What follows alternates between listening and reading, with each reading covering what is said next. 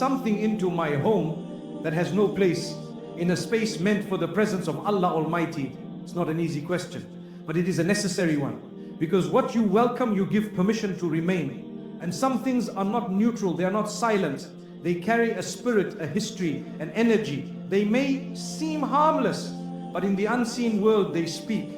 And if they do not honor truth, they invite something else. They invite what resists peace, what disturbs prayer, what clouds the soul and weighs down the heart. As Allah Almighty says in the Quran, indeed Allah does not change the condition of a people until they change what is within themselves. That change starts at home, not just in your heart, but in your surroundings. You cannot keep asking for peace while leaving the door open to what causes unrest.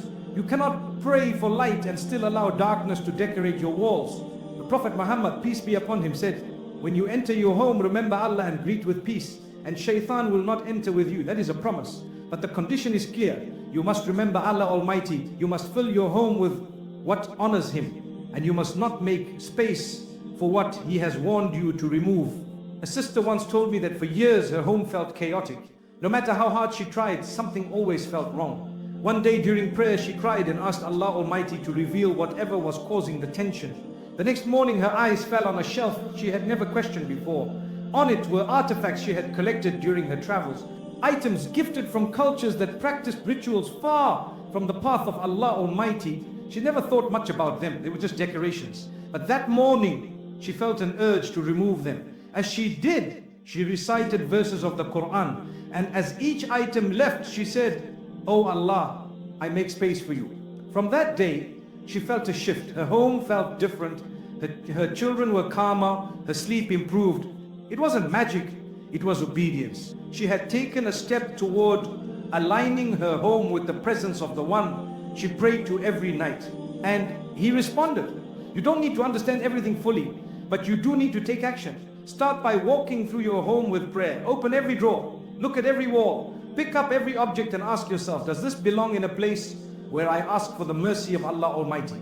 If the answer is no, then let it go, burn it, trash it, remove it with full trust that whatever you give up for His sake, He will replace with something purer, something better. Be mindful of the books on your shelves, the music in your playlists, the posters on your walls, the gifts you've accepted without knowing their origin, the objects that were passed down but never questioned. If something in your home is tied to falsehood, if it carries a message that opposes the truth, then no matter how beautiful it is, it must go. Because nothing is more beautiful than a home that invites the peace of Allah Almighty. There was a brother who once kept a necklace gifted by a friend. It had a symbol he didn't understand, but it reminded him of old memories. He wore it for years, even after returning to faith.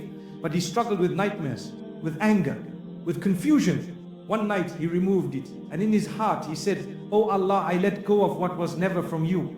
That night he slept in peace for the first time in months. Spiritual cleansing is not about being afraid, it's about being free. Free from attachments that drain you, free from objects that disturb your home, free from connections to a past that Allah Almighty already saved you from. You don't cleanse your home to please people, you do it to honor the one who gave you the home in the first place. So today, reclaim your peace. Take authority over yours. You're not helpless. You're not powerless.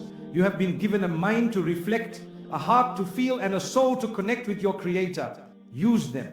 Be honest with yourself. Be courageous enough to remove what does not belong. Because when you do, something beautiful happens. The confusion clears, the tension breaks, the restlessness fades, and in its place comes stillness, calm, light, and a peace that words cannot describe. You will begin to feel what you are meant to feel in your home. Safety, closeness to Allah Almighty, comfort in prayer, joy in remembrance, and a softness in your heart that tells you this is what home was always meant to be. You are not just protecting a space, you are creating a sanctuary, a place where angels walk, a place where your children can grow in peace, a place where your soul can breathe. So cleanse it and let Allah Almighty fill it with His light,